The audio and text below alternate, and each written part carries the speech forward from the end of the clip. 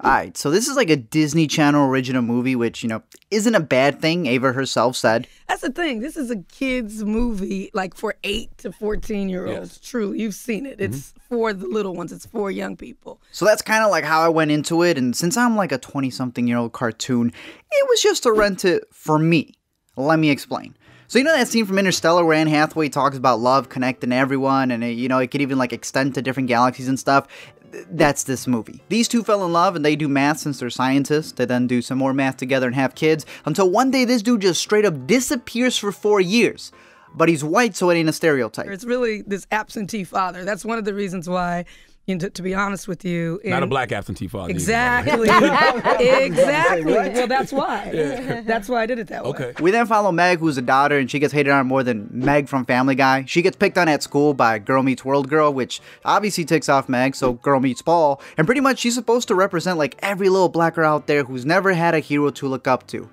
And also all those who get that creepy white boy who's always salivating over her. But it's this kid right here, the brother. He's actually adopted, but I'm telling you right now, this is a 40-year-old in an 8-year-old's body. I swear this child talks like he has a mortgage and a better 401k than I do. This kid enjoys long walks on the beach in Downton Abbey. He's got like 3 PhDs, and he actually is the one who ends up starting this whole entire journey. He's in contact with these 3 beings known as the Misses, because they're married to the universe, I guess. Mrs. Who's that white lady who we all know. It's that one white lady who's like uninvited to your house, but she shows up anyway. She insults like everything you have, even though she's dressed up in like IKEA curtains. Mrs. Witch is that Facebook friend who just speaks in quotes all the time, but at least she easy bibs it. And Oprah, she's just playing Oprah. Like in terms of the most celebrated religions, I believe it goes Christianity, Islam, Oprahism.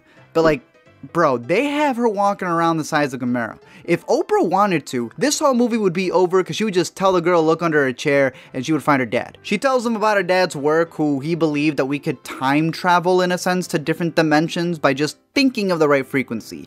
That frequency, of course, is 94.3's positive, encouraging Kaling.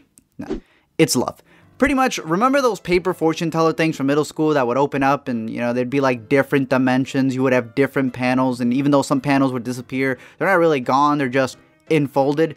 That's kind of what's happening here when they go into this Sound of Music dimension. It's just, dare I say, a wrinkle in time. In my opinion, I think they could have built this world a bit better, not focus on like Reese Witherspoon turning into a leaf Pokemon, not doing yoga with Galifianakis. But there is a part that I thought was the most impactful, the part that really is the climax of the movie, and that's when they're this close to finding her dad, and she's scared to, cause what if he did leave?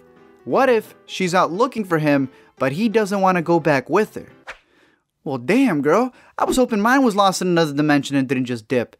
Crush that. They go from the set of Twister to the set of The Giver. This kid keeps losing more clothes randomly, and eventually they end up finding Michael Pena at a beach. And I'm gonna tell you right now, I'm Mexican, but I ain't following no dude that looks like that. Homie looks like he works for Willy Wonka and the Devil. Homie starts controlling the little brother, and Meg has to look within herself again to go into a dimension within a dimension. She enters an Apple commercial, finds her dad who, like, I don't know, it seems like he hasn't even tried to leave, and then the It captures them. So this is the evil being of this world, and they call it the It, kind of like Pennywise, and it's supposed to be like a metaphor of light and darkness, so every time you do, say, or feel something bad, that's the It taking over you. That's why in order to defeat it, Meg has to pull a B-Rabbit from 8 Mile, confess all her faults, defeat the It, and make it back home. The bully just forgives her like every other Disney Channel movie, the family is back together, the white boy is the happiest of them all, and we're all reminded about the one thing powerful enough to make us cross dimensions and risk our lives. Chris Pine. Anyone would go search for a missing Chris Pine. Thank you guys for checking out this movie. I'm curious to know your thoughts. I know a lot of people were hyped out for this. I'm curious if it lived up to you. If you read the book, I haven't read the book, of course, but curious to know what you thought about it. That was a good story. It's good to have, strong female leads for girls. I just don't know about literally comparing her at the end of the movie to Einstein, Maya Angelou, and freaking Schindler. I mean, don't get me wrong. She's a hero in her own right. She saved dimensions, all that good stuff. But, Schindler had a list. Other than that, let me know any other movies you want me to cover down below in the comments section. We can discuss anything. Don't forget to comment, like, and subscribe. And you too can be as great as Schindler.